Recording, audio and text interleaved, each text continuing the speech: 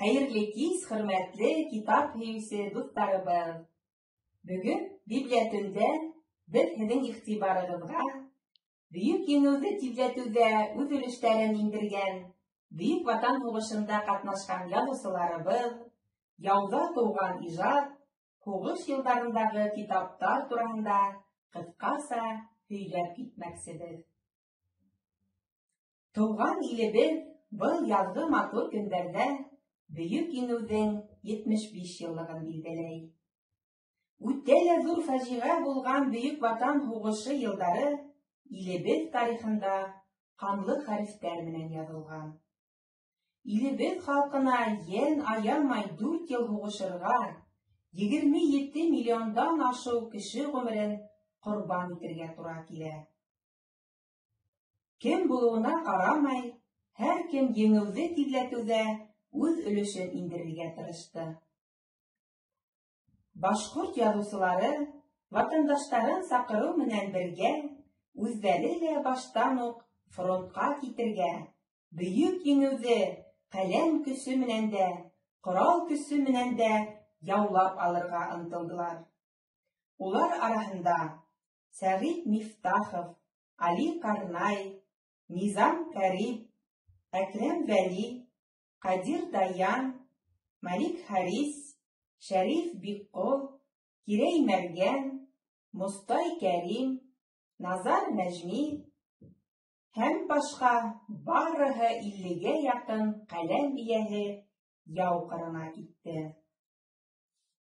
Һугыш башлануның тәүге көндәреннән үк шагыйрь Мостай Кәрим ир-егетләрне изге яуга әйдәп язган шигырында. Иярләне атай ялын үреп, Акбуз аттың ярһыу ап-агын, әсәм худа дәхшәт кылысының, зур яуларда еңеп кайтканын. Мин фронтка китәм, иптәшләр. Шулай итеп, мөкаддәс бурысты тәрән аңлап, язучыларыбыз халкыбызды яуга әйдәде. Яу кырында әдиптәр 2 бөек миссия үтәне. Солдат шинели киеп, һугыштың бар авырлыгын кисереп, коралдары менән дошманга каршы торды. Һәм атыш тынып торган арала, окопында яки яраланып госпитальдә ятканда кулына каләм алды. Солдаттарны гына түгел, бар халыкты фашистларны еңүгә дәртләндерде, батырлыкты данланы. Шагыйрь Якуб Колмыйдың 1943 елда язган шигырында Атака кушһа, ер иңләп, алдан калка ул, солдат штыгына тиңләп, шигырь яза ул дигән. Инде Низам Карим язырга, иҗат итәргә, пероны штыкка алыштырырга ла әзербез дип дәрт өстәне. Язучылар үзләренең ялкынлы үзләрен ничек тә тизрәк массаларга yetkерү сараларын күрделәр. Һугыш килтергән авырлыктар аркасында Октябрь журналы сыгылдан туктап торган елларда әдәбиятты укучыларга үз вакытында yetkерүнең төп коралы булып газеталар калды.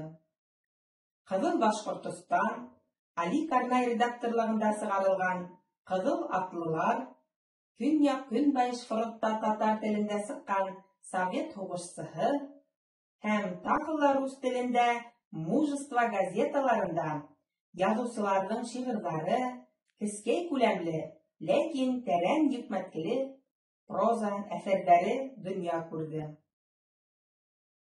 Уларда еңү таңын көтү, шул көнгә ен аямай ашкыну, еңү һәм яшәү тойгыһы, туган илгә һөю темалары яктыртылды. Һугыш елларында башкорт язучыларының башка әдәбият вәкилләре менән аралашуы бермә-бер артты. Иҗади аралашулар һөҗүмтәһендә башкорт халкының фронттагы батырлыгы башка халыктарның әдәбиятләрендә дә сагылыш тапты. Башкорт яугирләренең образдары рус язучылары Константин Симоновтың башкорт дивизияһында, Илья Эренбургтың башкорттар һәм башка украин, казак язучыларының әсәрләрендә гәүдәләндерелделәр. Башкорт академия драма театрында Константин Симоновтың «Рус кешеләре» пьес дип аталган пьесаһы сәхнәгә куелды һәм зур уңыш менән барды.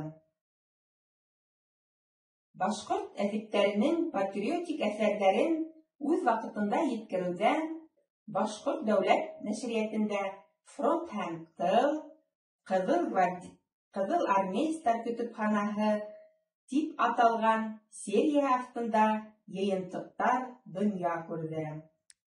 «Фронт һәм тыл» серия астында сыгарылган йыйынтык Әкрәм Вәлинең «Иптәштәр», Сәләх Кулибайның «Йондоз», Сәгыйть Агыштың «Атлы Илмырҙа».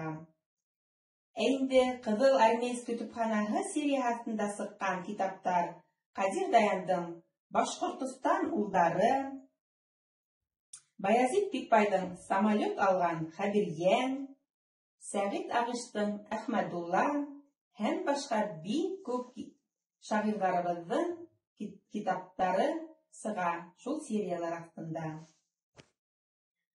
Һугыш осорында башкорт әдәбиятының украин әдәбияты менән хезмәттәшлеге айрыуса көсәйде. 1941 елның июлендә Украина фәннәре академияһы, Язучылар союзы ағзаһы һәм башка иҗади культура оешмалары вакытлыса Өфөгә күсеп килә һәм артабан иҗади эшмәкәрлеген Өфөдә дәвам итә. Шул осорда нәшер ителгән китаптарның бер нисәүһе безнең китапхана фондында һакланып калган. Бөек Ватан һугышы елдарында тыл менән фронт бәйләнешләрен яктырткан, шулай ук үлемде еңүсе мөхәббәт шигырьләре тылда ла, фронтта ла язылган.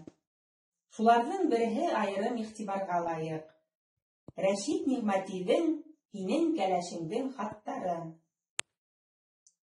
Кисер иптәш, шигырь итеп яздым һинең кәләшеңдең хаттарын. Бәлки укып һинең бергә фронтташ иптәшләрең дә шатланыр. Иптәшләреңдең дә калгандырдыр кәләшләре, һөйгән кызлары. Бәлки уларҙы ла шатландырыр һинең кәләшеңдең йырҙары. Бөек Ватан һугышы осорындағы халҡыбыҙҙың ҡаһарманлығы нәфис әҙәбиәттең һис тамамланмаҫ иң оло һәм изге темаһы булды һәм булып ҡала. Ҡәләм менән дә, штык менән дә еңеү көнөн тиҙләтеүгә үҙ өлөшөн индереп, алыштарҙа еңеп сыҡҡан яугир шағирҙарыбыҙ һәм яҙыусыларыбыҙҙың ижадын быуындан быуынға еткерергә беҙҙең китапханасыларҙың төп бурысы булып тора. Һуғыш йылдары әҙәбиәтен киләсәк быуын да белһен, уҡыһын, ниндәй рухи көскә ия булғанын аңлаһындар ине. Мазһар Абдуллин, Ватан. Ватан, һәр бер кеше һине яҡлау өсөн күтәрелде изге көрәшкә, миллион күңелдәргә яҡын исем, Ватан исеме беҙҙең йөрәктә. Тыуған илдең намыҫын һаҡлауҙан да артыҡ бәхет бармы донъяла? Ватан әсә, уның йәшәүе өсөн тыҙғанмайбыҙ ҡайнар ҡанды ла.